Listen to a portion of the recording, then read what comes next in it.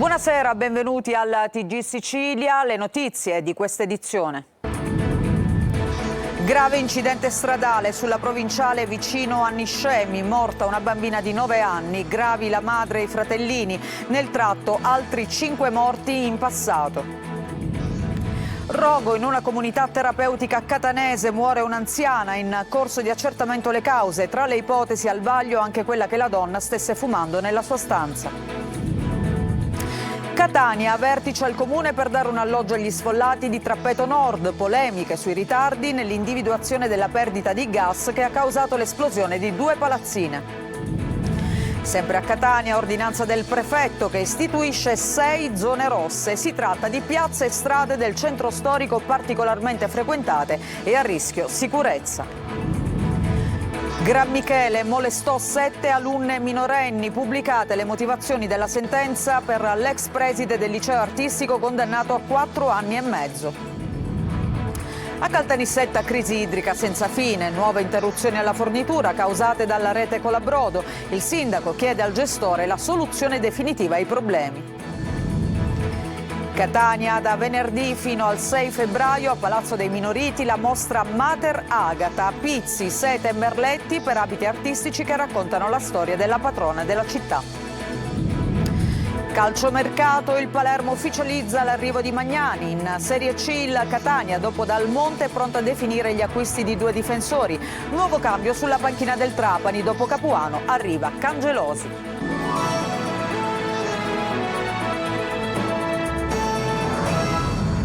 Bentrovati. In primo piano un grave incidente stradale sulla provinciale vicino a Niscemi, è costato la vita a una bambina di 9 anni e il ferimento grave della madre e dei fratellini di 7 e 4 anni.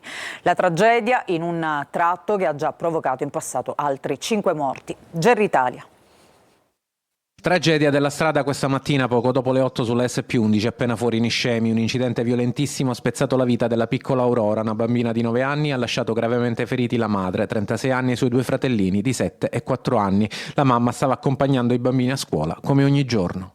La banda guidata dalla giovane mamma usciva proprio da quella curva quando, forse a causa dell'umidità della mattina che ha reso la strada molto scivolosa, ha perso il controllo. La macchina è andata in dessacoda, è sbandato più volte e poi si è schiantata proprio qui, nell'angolo di questo muretto, dal lato passeggero. Dopo lo schianto, Aurora viene sbalzata fuori dall'abitacolo, finendo diversi metri più in là, tra la polvere dello sterrato. A pochi passi, un gruppo di operai al lavoro in una villetta sente lo schianto, lasciano tutto e corrono, chiamano i soccorsi. Pochi minuti dopo arrivano le ambulanze del 118. Aurora è ancora lì, ma le sue condizioni sono gravissime. La trasportano al Vittorio Emanuele di Gela. I medici lottano per rianimarla, ma tutto è inutile. La madre, ferita in modo critico, viene ricoverata d'urgenza. I suoi 2 figli più piccoli, per fortuna, riportano solo lesioni lievi. Su quel tratto di strada, all'apparenza innocuo, si sono verificati numerosi incidenti mortali in pochissimo tempo, 5 vittime in 3 anni. La comunità locale non è sorpresa, come spiega Carmelo, un residente. Lui stesso, ormai rassegnato, ha dovuto installare dei catarifrangenti sul muretto di casa per evitare che le auto ci finiscano contro.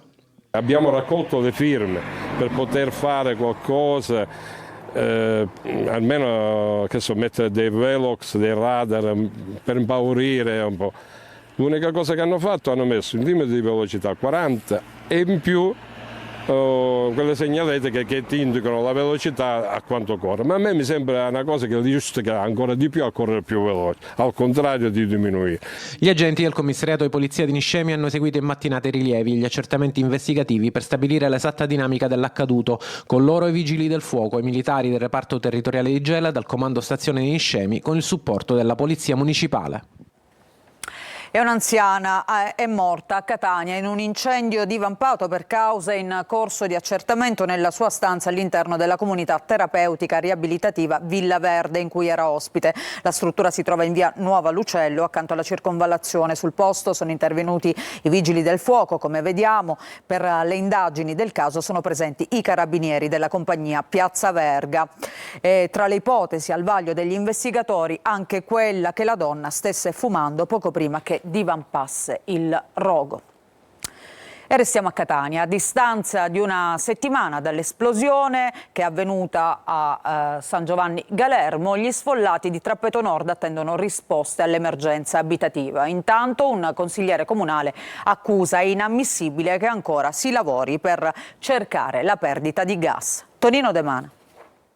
Prima la visita al camping sul viale Kennedy dove sono alloggiati, poi l'incontro al comune per cercare di trovare una soluzione e soprattutto un alloggio. Nuovo faccia a faccia tra il sindaco Trantino e una delegazione di sfollati rimasti senza casa dopo la terribile esplosione provocata da una fuga di gas che ha squarciato 2 palazzine nel quartiere Trappeto Nord. Sono 28 le famiglie senza alloggio, 4 in meno rispetto alle 32 iniziali, e per loro durante il tavolo tecnico convocato in municipio, cui si riferiscono le immagini, è stata avanzata l'ipotesi di un trasferimento presso un istituto religioso a San Cristoforo. Marginale invece la possibilità di trovare una sistemazione temporanea in alcuni alloggi delle forze dell'ordine a Librino. Si vedrà. Intanto, a distanza di una settimana dall'esplosione, in migliaia sono ancora senza gas. La cosa più grave non è soltanto che le famiglie non lo sanno, non lo sappiamo neanche noi consiglieri. Abbiamo posto domande nelle commissioni, abbiamo chiesto chiarimenti. Ancora nessuno è venuto a riferirci in commissione qual è l'azione che sta compiendo l'amministrazione insieme alla Catania Rete Gas. È passata una settimana e ancora si cerca di individuare la perdita di gas. L'azienda conosce la rete, non esistono dei bypass, non esistono dei sistemi che consentano di ridistribuire di nuovo la fornitura in maniera diversificata, isolando le aree che sono state colpite dall'esplosione. Tanto è vero che al Policlinico hanno dovuto utilizzare il carro bombolaio perché non possono ripristinare la fornitura di gas, e questo è davvero grave. Vorrei capire poi i costi di questo intervento chi li pagherà? La Catania Rete Gas? E gli eventuali risarcimenti per il disservizio che è stato arrecato ai cittadini chi lo pagherà? La Catania Rete Gas? Cosa facciamo con tutti questi debiti poi in futuro? Mandiamo all'aria una partecipata del comune? La Procura di Catania indaga per disastro colposo, presentata anche un'interrogazione urgente al governo regionale. E sempre a Catania, con un'ordinanza il prefetto ha istituito 6 zone rosse. Si tratta di piazze e strade del centro storico particolarmente frequentate, ma soprattutto a rischio sicurezza. Luca Ciliberti. 6 zone rosse a Catania a partire dai giorni di Sant'Agata fino a tutto il periodo pasquale, per permettere a tutti di fruire di alcune piazze e di alcune strade in aree strategiche della città in piena sicurezza.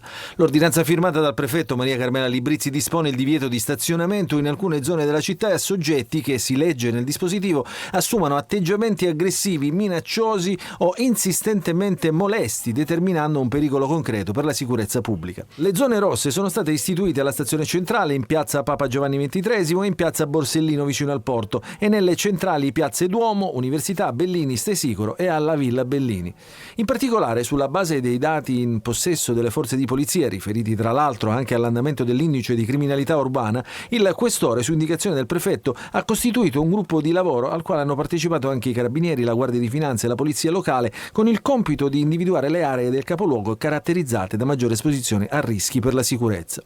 L'ordinanza, in vigore dal 1 febbraio fino al 30 aprile, spiega la prefettura, risponde a specifiche direttive del Ministro dell'Interno in tema di sicurezza urbana per assicurare misure sempre più efficaci di contrasto alla criminalità diffusa e alla piena fruibilità di spazi pubblici da parte dei cittadini. La scelta è stata preceduta e valutata all'interno del Comitato Provinciale per l'Ordine e la Sicurezza Pubblica, alle quali ha partecipato anche il sindaco di Catania, Enrico Trantino. A scuola sapevano, ma anche in paese. Non era a quanto pare un mistero che il preside del liceo artistico di Gran Michele, arrestato per violenza sessuale, avesse molestato alcune studentesse, compresa poi la quindicenne che lo ha denunciato. Ecco che ora arrivano le motivazioni di quella sentenza. Simona Mazzone. È stato il coraggio di una studentessa di 15 anni che, superando la vergogna e la paura di non essere creduta, ha denunciato il preside del liceo artistico Libertini di Gran Michele, Santo Di Geronimo, arrestato nell'ottobre del 2023 e condannato a 4 anni e 6 mesi. Adesso le motivazioni di quella sentenza sono state depositate. Secondo il GUP, quello che il dirigente faceva era risaputo, sia a scuola che in paese, anche se il suo successore, gli insegnanti e molti cittadini intervistati per il nostro telegiornale avevano condannato fermamente quell'atteggiamento. Subito è stato accertato che oltre alla quindicenne che ha sporto denuncia, anche altre 6 ragazzine avevano ricevuto morbose attenzioni dall'allora 61enne. Le convocava qui, nel suo ufficio di presidenza, con la scusa del rendimento scolastico e iniziava i suoi approcci fatti di complimenti, sfioramenti, toccatine. Dammi un bacino, un abbraccio, diceva alle ragazze, intimorite anche da quella figura autoritaria, ma sussurrava anche di peggio: ti sculaccio se non studi, ti prendo a morsi se non fai la brava. Ma con quella quindicenne si era spinto oltre, ha provato a baciarla sulle labbra, bacio schivato dalla ragazza che quel bacio però lo ha ricevuto sul collo e che una volta a casa sconvolta ha deciso di raccontare tutto ai carabinieri di Caltagirone e lo ha denunciato. Adesso parliamo di incidenti domestici che spesso sono molto pericolosi per i bambini. Infatti ci sono 2 piccoli ricoverati, uno a Messina e l'altro a Taormina, uno per aver ingerito un filo elettrico, l'altro invece una batteria. Ci dice tutto nel pezzo Francesco Triolo. Una bimba di 18 mesi si trova ricoverata in gravi condizioni al CCPM di Taormina per aver ingerito quella che sembrava una monetina ma che poi si è rivelata essere una batteria a bottone che nello stomaco ha rilasciato gli acidi, causandole una profonda fistola e compromettendo seriamente il tratto gastrointestinale. A Taormina la bimba è stata trasferita dopo essere stata operata all'ospedale Garibaldinesima di Catania, dove era arrivata dal pronto soccorso pediatrico del Cannizzaro.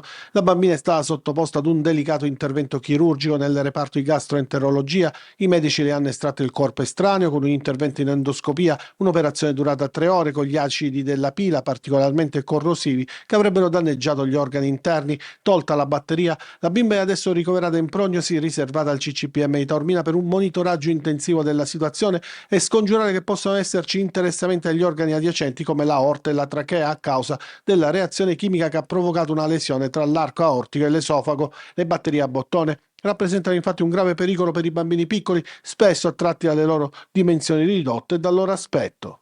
Le lesioni da ingestioni accidentali di batterie in realtà sono lesioni che possono essere estremamente pericolose e dipendono molto dalla sede, dalla lesione quindi, e dal tempo di esposizione della carica elettrica. Le lesioni sono gravi quando interessano strutture vascolari, l'apparato digestivo, l'apparato respiratorio. Stabili invece le condizioni del bimbo di 2 anni originario di Scicli, ricoverato al reparto di terapia intensiva pediatrica del Policlinico di Messina, in prognosi riservata per ustioni alla bocca e il cavo orale. Il piccolo, arrivato dall'ospedale maggiore di Modica, eludendo il controllo dei genitori, avrebbe messo in bocca un filo elettrico che avrebbe rilasciato una scarica improvvisa. È in stretta osservazione, intubato precauzionalmente per proteggere le vie aeree. È stata archiviata la posizione del dottore Filippo Zerilli, ex primario del reparto di oncologia dell'ospedale Sant'Antonio Abate di Trapani. Zerilli era stato indagato nel febbraio del 2023 nell'ambito dell'inchiesta sui fiancheggiatori del boss mafioso Matteo Messina Denaro. Il medico era accusato di aver sottoposto il capomafia ad alcuni esami. A Palermo un allarme scattato in centro per una fuga di gas. I vigili del fuoco e i tecnici dell'AMG sono al lavoro per verificare se vi sia una falla in qualche tubatura. In questi giorni sono scattati altri 2 allarmi che poi si sono verificati reali nel quartiere Bonaggia, il primo in via dell'Airone, il secondo in via dell'Aquila. In questi casi i tecnici e l'impresa appaltatrice hanno lavorato un'intera giornata per trovare la falla e riparare la tubatura. Adesso l'allarme invece è scattato in centro. E andiamo ad Agrigento, parliamo di Agrigento, capitale della cultura 2025. L'ex prefetto di Palermo, Maria Teresa Cucinotta, verso la presidenza della Fondazione. Davide Sarno. L'ex prefetto di Palermo, Maria Teresa Cucinotta, entra nel consiglio di amministrazione della Fondazione Agrigento 2025. Il suo nome è stato proposto dal presidente dell'Empedocle Consorzio Universitario Giovanni Perino, uno dei soci fondatori. La Cucinotta, che ha accettato l'incarico, potrebbe presto assumere la presidenza dell'ente responsabile della gestione delle attività legate al titolo di capitale italiana della cultura. La sua nomina sarà sottoposta a votazione a maggioranza dal consiglio di amministrazione della Fondazione. La decisione arriva a seguito delle dimissioni di Giacomo Minio, richieste nei giorni scorsi dal sindaco di Agrigento Francesco Micciche. L'incarico però si inserisce in un quadro politico delicato, con molti interrogativi sui voti necessari e sulle implicazioni di quello che appare come un commissariamento indiretto dell'ente sostenuto dal presidente della regione Renato Schifani. Un cambio ai vertici che segna una nuova fase per la fondazione, chiamata a guidare un evento di grande rilevanza culturale e territoriale.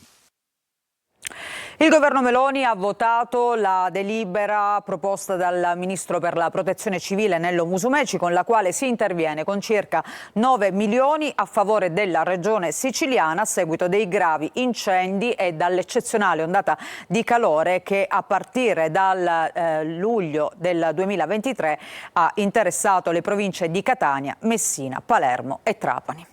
E adesso veniamo alla crisi idrica. A Caltanissetta è emergenza senza fine. Nuove interruzioni per interventi da parte di Siciliacque causate dalla rete Colabrodo hanno spinto il sindaco a chiedere ufficialmente all'ente gestore che questi problemi vengano risolti una volta per tutte. Rita Cinardi.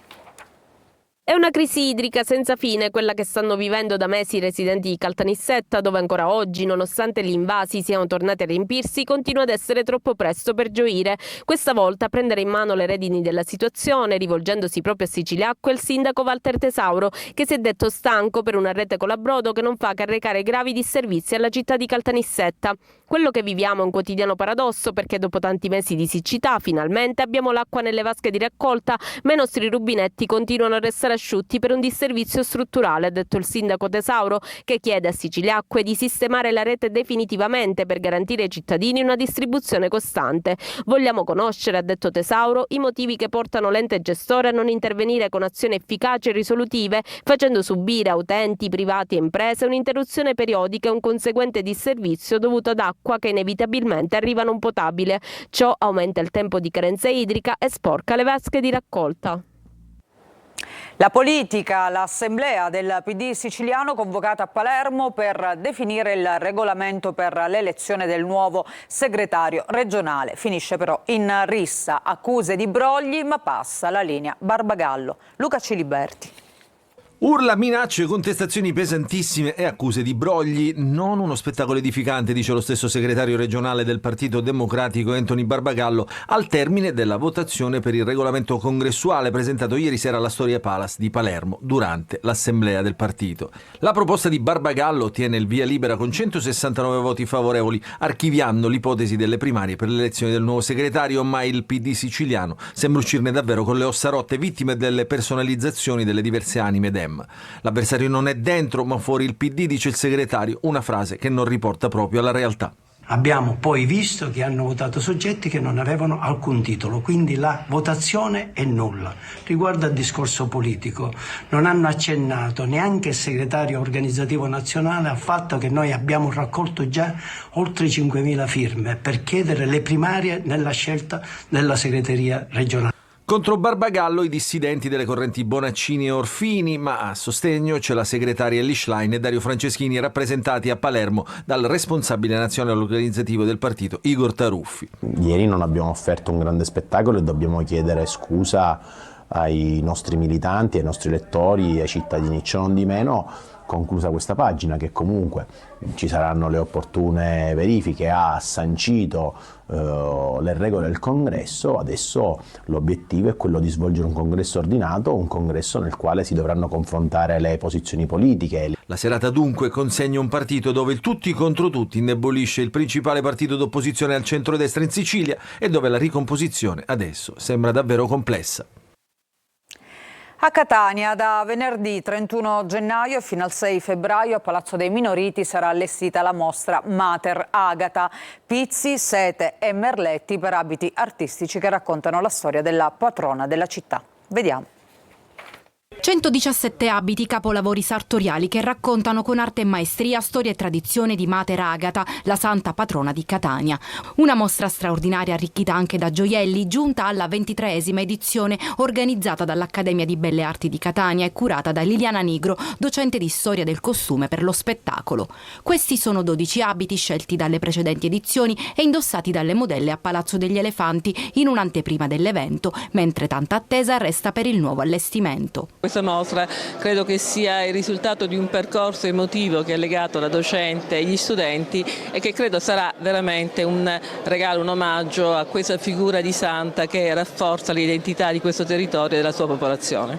Novità di quest'anno è la partecipazione di 43 associazioni umanitarie che sostengono l'iniziativa. Inoltre 5 strutture sanitarie private offriranno visite mediche gratuite a persone fragili e bisognose. Creazioni uniche, lussuose, imponenti, realizzate con sete, pizzi e merletti. Autentici capolavori sartoriali accompagnati altrettanto di autentici gioielli incredibili realizzati da Maurizio Fragalà, ormai nominato il gioielliere delle dive. Quindi abbiamo messo il connubio affettivo, religioso, culturale. Agata diventa madre di tutti, anche se vergine, però è l'abbraccio corale del suo popolo, perché Agata è di tutti e di tutti noi che ci crediamo, che portiamo avanti questa tradizione. La mostra sarà allestita a partire dal prossimo venerdì e fino al 6 febbraio a Palazzo dei Minoriti con ingresso gratuito. Si è tenuto questo pomeriggio presso la Camera di Commercio di Catania il convegno L'isola e le sfide internazionali del 2025, un incontro promosso dalla Rotary Catania nel mese dedicato all'azione professionale e patrocinato dalla Camera del Sud-Est Sicilia. Presenti il presidente dell'Ars Galvagno e l'eurodeputato Marco Falcone. E noi ci fermiamo per una breve pausa, ritorniamo tra poco con le ultime di Calciomercato.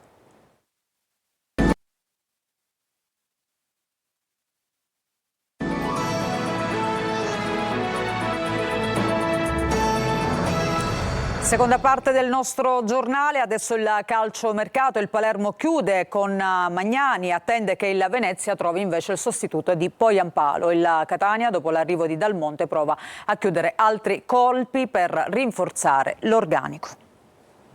Semaforo verde per Magnani, giallo per Poyampalo in casa Palermo, il difensore rosanero, mentre per l'attaccante bisognerà aspettare che il Venezia trovi il sostituto. Il finlandese ha giocato anche l'ultimo match dei Lagunari contro il Verona, dunque potrebbe essere necessario del tempo in più.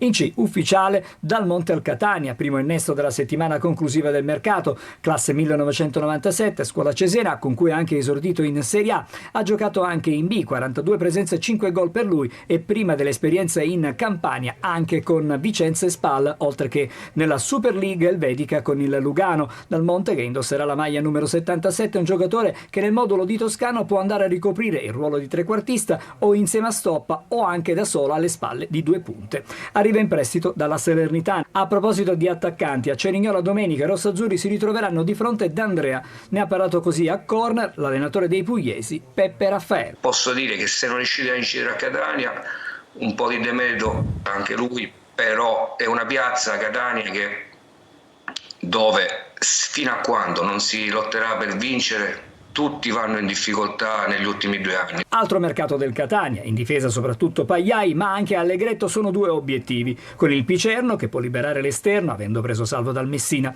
Continuano a piacere Stramaccioni e Pieraccini, così come in attacco oltre a Finotto c'è Ongaro del Novara, 7 gol nella prima parte di stagione. Resta in lontananza un'ipotesi Patierno dopo l'arrivo di Lescano all'Avellino. Potrebbero partire Rapisarda, che piace a Latina, e Gega, che interesserebbe alla Lucchese e al Foggia.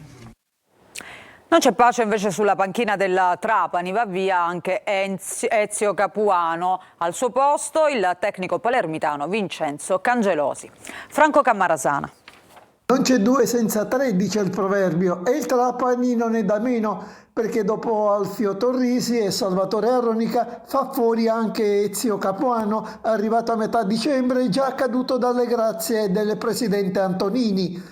Un esonero per giusta causa, precisa il presidente Granata, a seguito delle condotte irriguardose e delle gravi offese rivolte all'interno del gruppo squadra, che ha chiesto all'unanimità l'esonero del tecnico. Da ciò si può dedurre il perché molti giocatori della rosa, Facundo Lescano compreso, abbiano chiesto di essere ceduti con il conseguente rifacimento dell'organico da cima a fondo. Anche i risultati non brillanti, ultimo dei quali la sconfitta per 2-0 di domenica con la Juventus Next Gen, hanno probabilmente inciso nella decisione di Antonini. Al posto di Capuano arriva Vincenzo Cangelosi, 61 anni, palermitano, per quasi 30 anni braccio destro di Zeman, nelle ultime 2 stagioni alla guida della Casertana, il primo anno in Serie D e lo scorso anno in C. Sul fronte mercato, ingaggiato l'attaccante norvegese Abel Stenrup, classe 2002, proveniente dal Top Os, squadra olandese di seconda divisione. Ma di arrivi ce ne saranno ancora degli altri.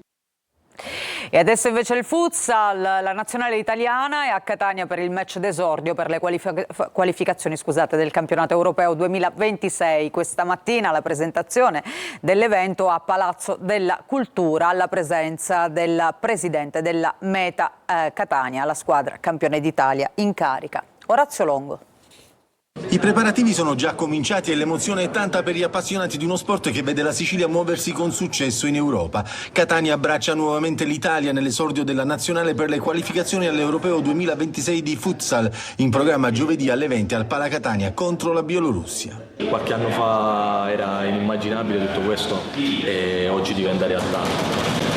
Sono felice soprattutto di iniziare questo percorso di sapere e farlo qui a casa mia, rende tutto questo ancora più magico. C'è tanta Catania in questa Italia, oltre al capitano Musumeci, anche il commissario tecnico Salvo Samperi. La cosa che posso immaginare è quell'emozione che vivrò nel momento in cui ci sarà l'inno d'Italia al Pala Catania davanti a tanta gente che conosco, quindi è assolutamente un'emozione unica, però un'emozione alla quale va abbinata una freddezza che poi sarà fondamentale per portare a casa i 3 punti. Entusiasmo e voglia di cominciare col piede giusto l'avventura europea da parte dell'Ital Futsal, che al Palazzo della Cultura di Catania ha presentato l'evento. Presente il presidente della Meta Catania, Enrico Musumeci, la squadra di futsal campione d'Italia e vincitrice della Supercoppa, a testimonianza di un movimento regionale che sembra proprio funzionare. Grazie al percorso iniziato 7 anni fa di Serie A, che dà una passione nostra, oggi si verifica quello che era impensabile, un sogno, cioè vincere uno scudetto con la città di Catania, vincere una Supercoppa, partecipare alla Champions League e ospitare la nazionale italiana che è diretta dal nostro ex allenatore che è catanese pure, e la porta qui la divisione che è cui il nuovo presidente è un siciliano. Noi ci fermiamo, questa era l'ultima notizia, grazie per averci seguito, a tutti voi una buona serata.